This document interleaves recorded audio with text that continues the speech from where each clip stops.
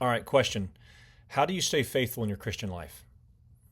Put another way, how does the Christian stay faithful to the end? How can you stay faithful? I want to give three thoughts on how a Christian can stay faithful in their lives. And I want to use physics as the framework by which to give us some thoughts. And again, I'm not an expert in physics, don't claim to be, studied it. But I've done a little bit of research on this idea of what holds us to Earth. You ever thought about that? What is it that keeps you on the ground? Just a little bit of research tells us that we're spinning right here in Denton, Texas, about 800 miles per hour.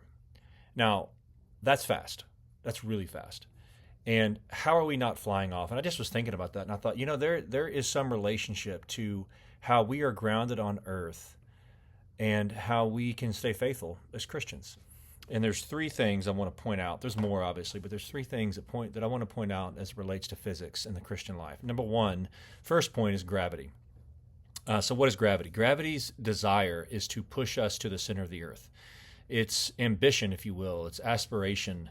It's a force that drives down bodies of mass to the earth and to, if it can, push it down to the center. That's gravity. Second is inertia. Inertia is that relationship between bodies that are moving in the same direction. And so if the earth was just a straight line, if there wasn't gravity, then we would be, with the spinning of the earth, we would just be shot straight out from the earth. Inertia keeps us going together. Gravity keeps us down. And friction is what binds us. It's what holds us and doesn't cause us to slip around as we move across the earth. So you have this concept of gravity that's holding us down, inertia that's moving in a relational frame to other things, one object with the other object, and then you have friction that is keeping you down, that's keeping you not sliding around. And so let me just make some basic applications in the Christian life. So gravity, if you just take gravity, again, it's that aspiration to push bodies of mass to the center of the earth. It holds us down.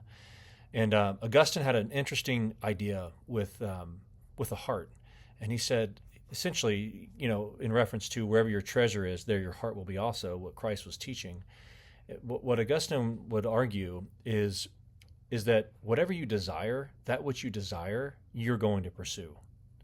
That which you desire, you're going to pursue. Now, think about anything that is tangible, that is temporal, that is on the horizontal plane of life, just the everyday things.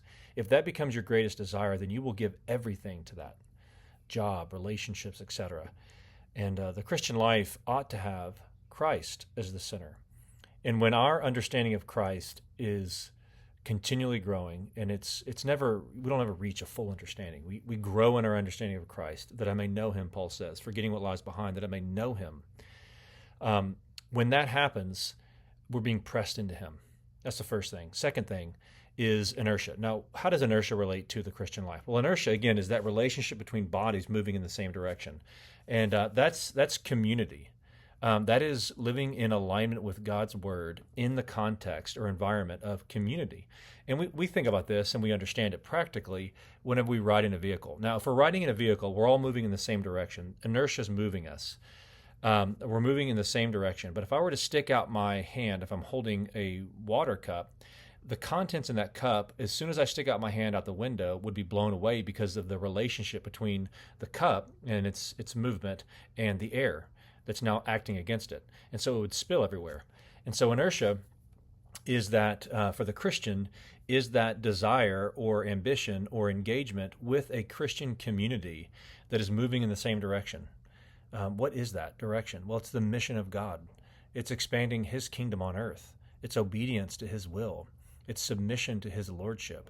It's embracing the Bible as true, as the revelation from God given to man, and seeking to align our lives with it, doing God's will, God's way. That's inertia. And it's finding people that are on that same path and moving in the same direction, not getting distracted by the world. And third is friction. Now, what is friction? Again, friction is that element that keeps us grounded. Gravity's holding us, inertia is moving us, but friction keeps us from sliding around. It's like if I walk and I push off with my foot, it's friction that moves me forward. I'm pushing the earth behind me and I am moving forward. And friction in the Christian life is accountability. And when you think about when someone who's loved you enough to say, "Hey, brother, I think there's a blind spot here. I need to point out. I've noticed a pattern." That's a challenge, and we don't like it, but it's important. So the Christian life, if you were to look at it from the lens of physics, has three key elements, and there's many more, but I'll just give these three. First is gravity. We're pushed down. What is it that pushes us down? Well, if we're Christians, it's the love of God through Christ. It's Christ, and as I move into Him, as my desire is Christ, that I am being now formed into the image of Christ. Second is inertia. I'm surrounding myself with people who are like-minded, who are pursuing God's will, God's way. And third is I'm availing myself to accountability. That I am saying, yes, you have the right to speak into my life. The Christian life, looking at it from the context of physics. God help us.